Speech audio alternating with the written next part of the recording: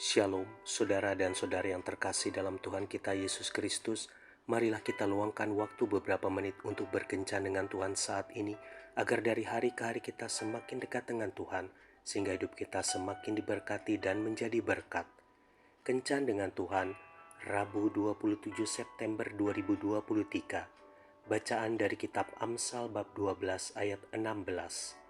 Bodohlah yang menyatakan sakit hatinya seketika itu juga, tetapi bijak yang mengabaikan cemooh. Demikianlah sabda Tuhan, syukur kepada Allah. Saudara dan saudari yang terkasih dalam Tuhan kita Yesus Kristus, biasanya sakit hati diawali rasa kecewa. Kadang perkataan yang mungkin tak sengaja terucap dari orang terdekat sering membuat hati kita terluka. Umumnya reaksi kebanyakan orang menanggapi rasa sakit hati adalah membalasnya secara spontan tanpa disengaja. Sebagian lagi ada yang membalasnya dengan halus, tetapi terasa lebih menyakitkan bagi yang bersangkutan. Mungkin kebanyakan beranggapan membalaskan sakit hati seakan mengobati. Faktanya sebaliknya, menyakiti kembali justru mendatangkan ketidaksejahteraan dalam hati, bahkan menimbulkan akar kepahitan yang sulit terobati. Saudara dan saudari yang terkasih dalam Tuhan kita Yesus Kristus, dari berbagai kasus penyakit kronis yang sulit disembuhkan, ternyata dapat berawal dari sakit hati yang sulit terobati. Mengapa?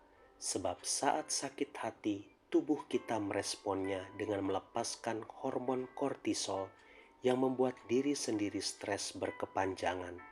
Sebaliknya, bila kita mengelola dengan baik, bahkan mengabaikannya, akan membawa pengaruh baik bagi diri sendiri. Saat kita melupakan dan mengabaikan sakit hati, kemudian menggantinya dengan melupakan dan berusaha bersuka cita, hormon endorfin lebih banyak dikeluarkan oleh tubuh. Hormon endorfin membuat tubuh kita lebih kuat, tahan terhadap serangan penyakit. Saudara dan saudari yang terkasih dalam Tuhan kita Yesus Kristus, rasanya memang mustahil manusia tidak sakit hati. Namun, bukan hal mustahil kita menyikapinya dengan benar. Contoh pengalaman Yusuf, walau ia disakiti oleh saudara-saudaranya hingga berdampak hidupnya susah, Yusuf memilih untuk mengabaikannya, kemudian belajar untuk memahami bahwa ada Tuhan yang adil kepada setiap orang.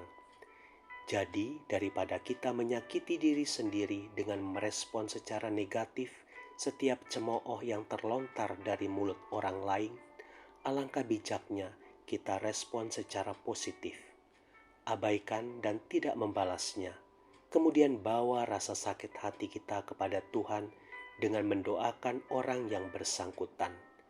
Niscaya hidup kita semakin diberkati. Tuhan Yesus memberkati. Marilah kita berdoa dalam nama Bapa dan Putra dan Roh Kudus. Amin. Tuhan Yesus, lepaskanlah aku dari rasa sakit hati terhadap seseorang yang masih kurasakan sampai hari ini. Ajarilah aku untuk mengampuninya agar damai sejahtera-Mu dapat tinggal tetap di hatiku. Amin.